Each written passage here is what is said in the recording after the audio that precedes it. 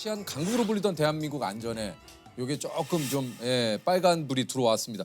도심 한가운데서 이렇게 무차별 흉기 난동 사건이 잇따라 또 좀 일어나고 대낮에 서울 신림동에 있는 건물 주차장에서 흉기 난동 사건이 발생했습니다. 현장 경찰은 흉기 난동으로 한 명이 숨지고 세 명이 다쳐 병원으로 옮겨졌다고 설명했습니다.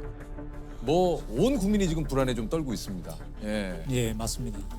저기 신림동 범인은 자기의 경제적인 불만, 신체적 키가 작다는 불만에 의해서 다른 사람들에게 나만 불행할 게 아니라 다른 사람도 불행을 주고 싶다. 이게 말이 됩니까? 그게 상식적으로 이해가 안 되는 부분들이죠. 아니 말이 안 아니 본인의 그 불만을 그 타인을 그렇게 해야 하는 게 이게 말이 됩니까 이게?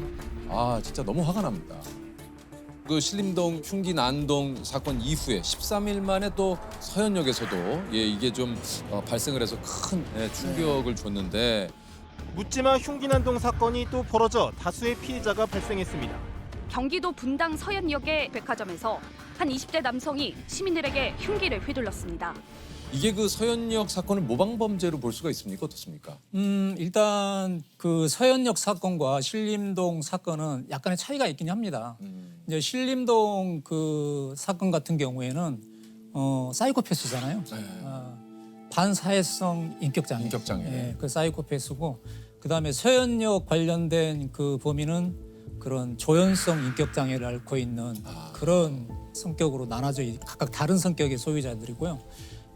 조현성 인격장애로 인한 망상에 의해서 스토킹 범죄 집단이 자신을 스토킹하고 있다고 생각했고 범행 당시에도 집 근처 서현역 근처에 스토킹 조직원들이 있다고 생각하고 범행을 저질렀습니다.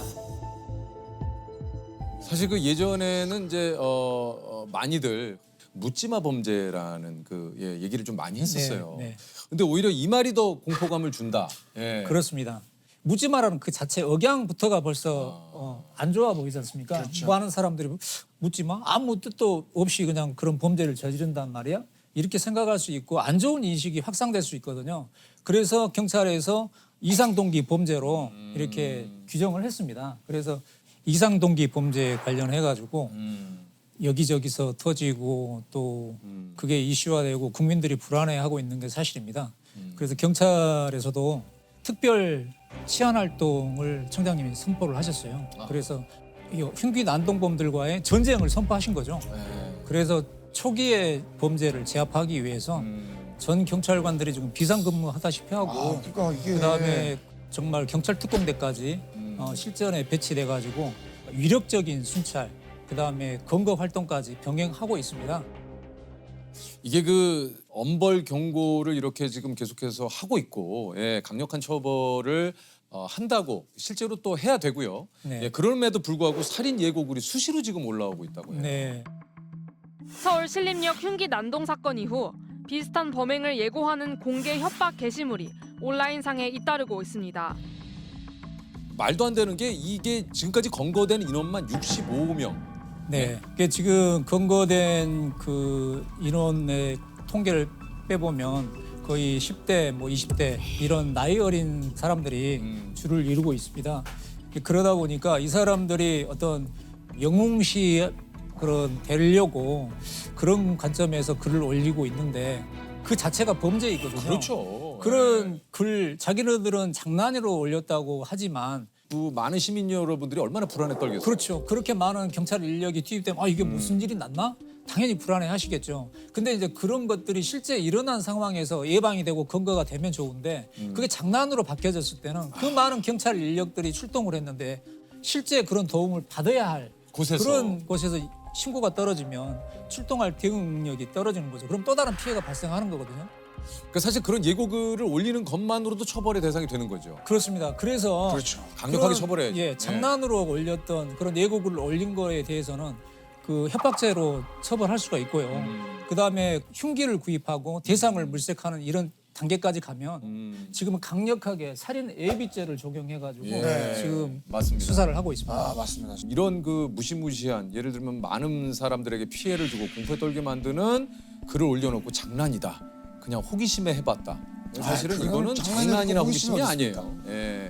이 타인에게 어떤 이런 위해를 가하고 위협을 가하고 이런 상황을 펼쳐지게 한 대로 책임을 분명히 져야 됩니다. 맞습니다. 이건 좀 지금도 처벌을 혹시 받아야 됩니다. 어딘가에서 그런 생각하고 네. 있는 사람들이 정확하게 느꼈으면 좋겠어요. 요게 인터넷이나 SNS에 혹시 이런 글을 발견하면 좀 어떻게 행동을 해야 됩니까? 즉시 경찰에 신고를 하셔야 됩니다. 바로 신고하시고 바로 그냥 바로 신고만 해주시면 그렇죠. 바로 그 대응하게 돼 있습니다. 요게 실제로 얼마 전에 살인 예고글을 8초 만에 누군가 올렸는데 삭제를 했대요. 근데 그걸 신고를 받아서 검거를 한 게 또 있다고 하네요. 맞습니다. 글을 올려가지고 바로 삭제했어. 그러니까 나는 괜찮겠지. 절대 안 됩니다. 그것까지 바로 수사해서 이렇게 검거를 합니다. 바로 좀 잡아들여 주시기 바랍니다. 그냥. 그런 흉기를 들고 있는 상황이 나타났을 때 위급한 상황이면 그냥 가차없이 태정을 쏘고 총을 쏴라. 청장님이 그렇게 지시를 한 거예요. 모든 국민이 지금 불안해하고 있는데 이런 것들을 묵과하게 되면 계속 일어나게 되거든요.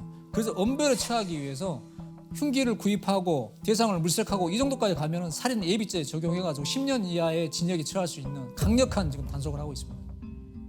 이게 또 덩달아서 요즘 그 호신용품 판매도 네. 이게 또 급증을 하고 있다고 그래요. 그런 상황이 발생한다 그러면 일단 현장에서 빨리 벗어나 도망하는 게 제일 빠른 최우선일 것 같고요. 네. 만약에 뭐 소지한 가방이라든지 물품이 있다 그러면 그걸 뭐 방어용으로 쓰든가 아니면 던져서 그리고 제 생각인데요.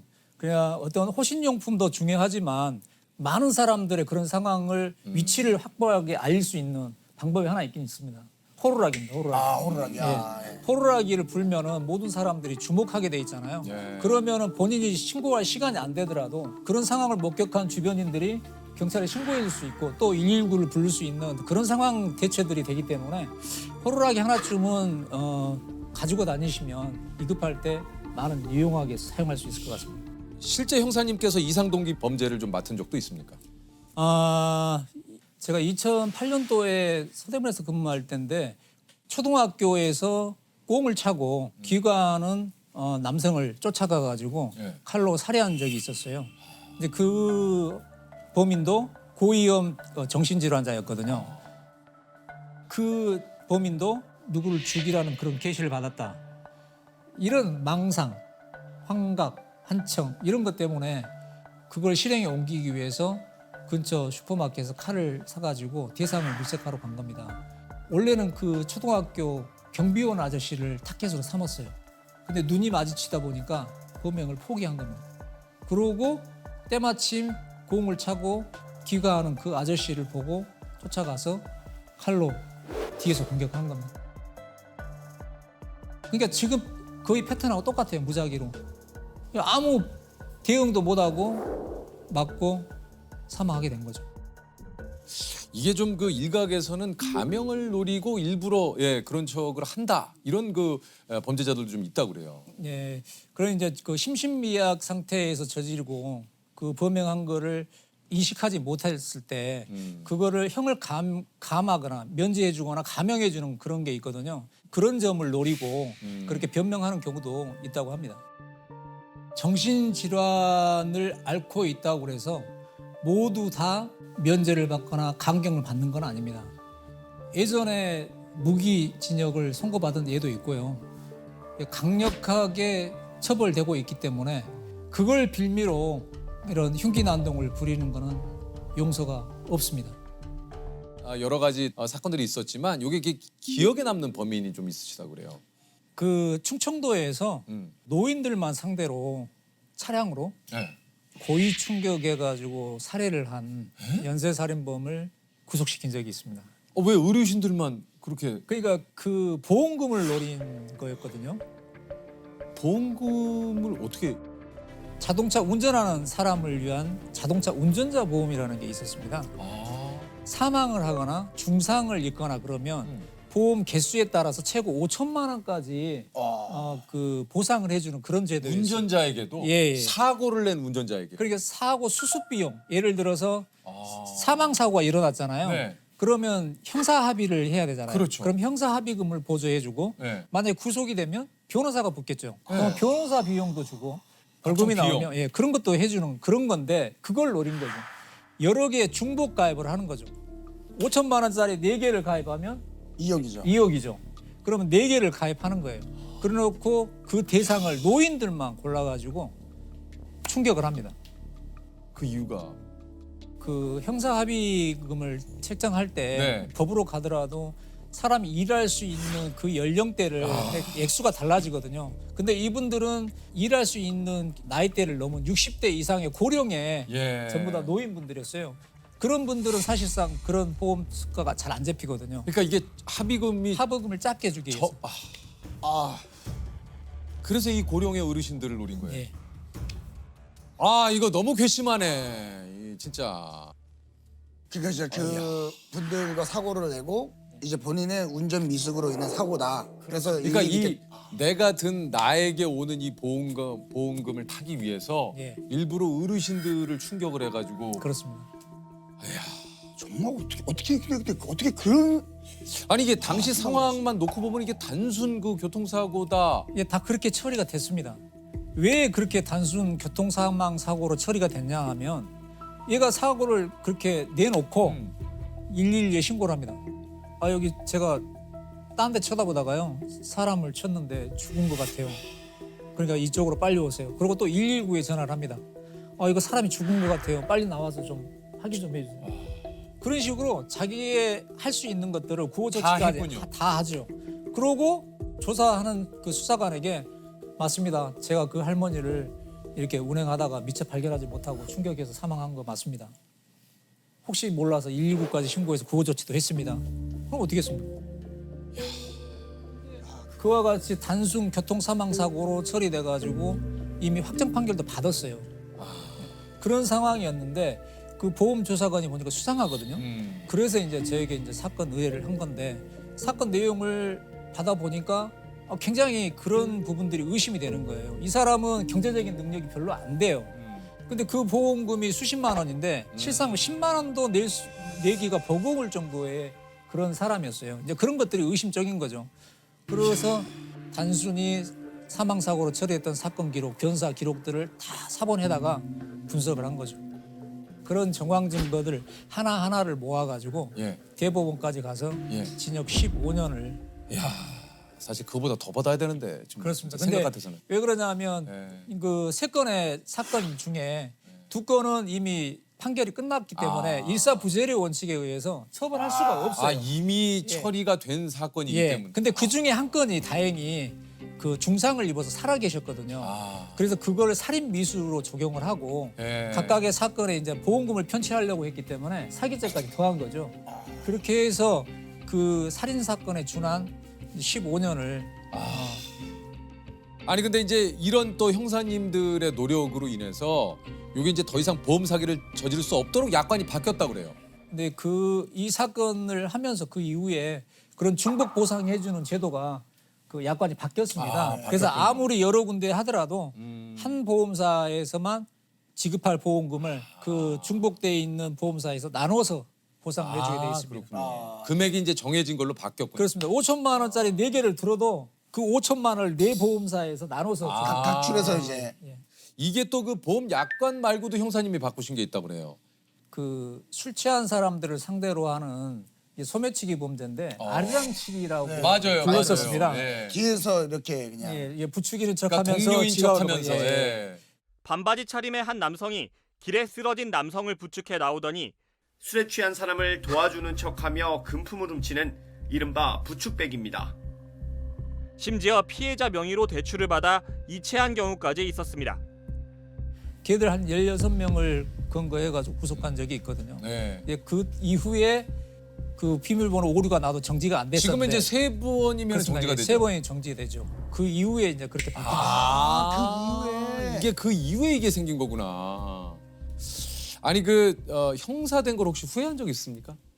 딱 한 번 잠시 왜요? 제가 경찰 4년 차에 양아치 양아치 새끼들 좀 부드럽해가지고 옷을 벗고 경찰을 떠난 적이 있습니다. 아니 근데 어떤 양아치들이길래 이렇게 또? 뭐 동네 양아치들 많잖아요. 몸에 문신하고 깍두기 머리하고 이런 애들. 붙은 거죠. 네. 형사님 먼저 하신 거예요? 아니요, 그 자식이. 저는 경찰 신분증을 제시하면 될 줄 알았죠. 그렇죠. 신분증을 제시하셨구나. 이제 신분증을 제시했죠. 야 경찰이야 그러지 마 그렇게. 야 이씨 네가 경찰이야 뭐야 확 벗는 거예요. 옷을. 예. 그러더니 테이블 그냥 때려 엎는 거예요. 테이블 그냥 때려 엎는 거예요. 그러면서 주먹이 씩 나가와요 그냥. 그러면서 주먹이 씩 나가와요 그냥. 그래서요. 어떻게 하시겠어요? 일단 여기까지 날랐으면 일단은 맞아야 될 것 같은데요? 야, 일단 여기까지 왔잖아요. 되게 빠르시네. 와 진짜 이거- 쑥쑥. 이게 모든 것들이 형사님이 이것도 그냥이 아니고 여기까지 왔어요. 거의 뭐 무술 감독님처럼 네. 나갔어요. 거기서 이제 저 혼자만 있었던 게 아니고 네. 우리 형사들이 4명, 양아치들 5명 거기서 붙어버린 거예요. 양아치 그 사람들 작살났습니까? 3명을 수갑을 채우고 2명이 도망갔는데 2명 중에 1명이 팔이 부러진 거예요. 사실 우리는 팔이 부러진 것도 잘 몰랐어요. 나중에 뭐 진단 뭐 6주인가 8주인가 끊어와가지고 우리 팔 부러졌으니까 잡힌 애들 빨리 풀어줘. 그거 안 들어줬다가 그렇게 된 거죠. 그래서 과잉 진압으로. 예.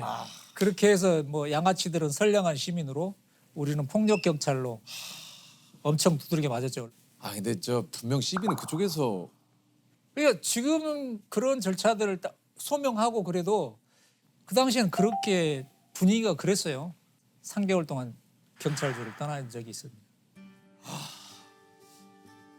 근데 그때 잠깐 내가 여기에 꼭 일을 해야 되나? 그런 생각을 하고 다른 직장을 구해봤는데 양이 안 차더라고요. 그 4년밖에 안 됐지만 벌써 경찰의 수사 형사에 인이 배게 있어서 다시 돌아가야겠다. 다시 복직해가지고 현재까지 오게 된 겁니다. 그러셨군요. 이제 퇴직을 3년 앞두고 계시다고 해요. 이게 혹시 형사님도 잡지 못한 범인이 있습니까? 제가 경사 때 그 수사본부 살인사건 수사본부가 찾아졌던 사건인데요. 분식집 아주머니가 온몸에 흉기로 난자당한 그런 사건이 있었습니다. 결국 그 사건을 해결을 하지 못하고 그 미제 사건으로 빠져 있거든요. 그게 항상 마음에 좀 걸려요. 가끔 자다가도 벌떡벌떡 일어날 때가 있는데 근데 다행인 게 공소시효가 폐지됨으로 인해서 잡힐 때까지 영구히 수사할 수 있다. 내가 경찰을 떠나는 그 순간까지 저는 추적을 해야 할 의무가 있는 거고 또 하려고 합니다. 그리고 내가 만약에 이 조직을 경찰을 떠나고 옷을 벗었다 하더라도 수사 형사로 활동하는 후배들이 그 사건을 반드시 해결할 거라고 저는 믿습니다. 아직 잡히지 않은 범인들에게 좀 한마디 좀 하시죠. 야, 보고 있냐? 사문 와? 내가 경찰을 떠나더라도 우리 후배들이 반드시 잡는다. 기다리고 있어. 내가 잡으러 갈 수도 있어. 야 진짜. 잠은 오냐? 잠은 오냐?